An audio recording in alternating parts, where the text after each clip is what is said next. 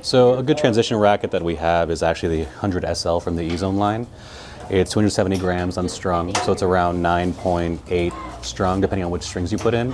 It's a good racket because it's still the weight of, say, a 25 or a 26, but you now get the adult length if the kids are getting taller. But if they're not fully strong yet, this is a good racket to try out. Another good one that we have is the V-Core 100 Lite. It's 10 grams heavier than the E-Zone 100 SL. It's good for the kids that are getting stronger and are used to the adult length and all those things, and it's a step higher in the transition before you get to like the adult weighted rackets, like the 310 grams, 300 gram rackets. And the difference between the two rackets is that the E-Zone is the power line.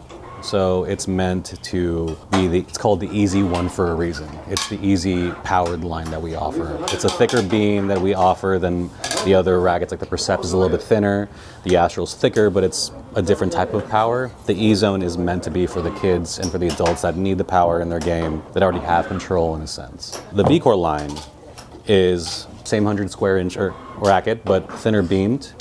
And it's a little different in terms of the grommets. The grommets are actually in the frame and they actually move together with a snapback. And that's meant to give you more spin on your shots. And as you can see versus this one, the 3 and 9 is a little bit more wider and it's a little bit more tapered at the bottom because we learned that most people hit and spin their rackets right here at the top. And because of that, we gave them more surface area to spin the rackets with the silicone-infused grommets, which will apply more snapback for the shots. So each racket has their own, I wouldn't say advantages, but it's a matter of what you like as a player. If you're more of a power flat hitter, I would say go with the E-Zone. But if you are a player that relies on spin, the V-Core is a perfect racket for you. Kids that are transitioning, you will see, and the coaches will see exactly what type of shots they hit, which is when the coaches can recommend either an E-Zone or a V-Core, but either way, it's a good racket to transition into. I wouldn't say there's really a level that they have to. It's a matter of if a 26 is getting too small for them.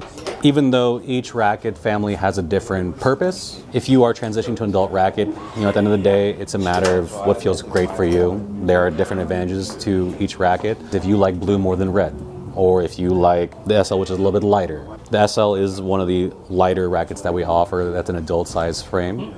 So it's a good racket to transition to because of that. When kids are still at that age where they don't really know the difference, I would just throw both in their hands and see what they like better, but both are perfectly fine to use. A good string for a kid to try out when they're transitioning to an adult size frame would be a multi-filament string. For instance, Yonex provides the Rexus line as multi-filament string. I think it's the best in terms of control and power because it's a softer string. It's not meant to be durable. Durable strings typically mean that they're a bit stiffer. If kids that are transitioning and aren't breaking strings yet, there's no reason for them to say use a polyester string. Multi-filament's the best string to go because they offer a premium amount of feel and control. And on top of that, it's meant to be soft on the arm. The kids are learning to deal with stronger shots, so the multi-filament will absorb that power and it won't be too stiff on their elbows or just in their arm in general. With Yonex, all of our demos are typically strung around 50 to 52.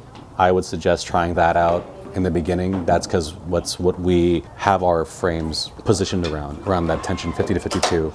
Then as the kids get older, or as the parents want to try a different, the higher you go, it's more control. The lower you go, it's more power. So it's really just a matter of the kid feels like if 50 is too stiff for them, you can go lower without any issue.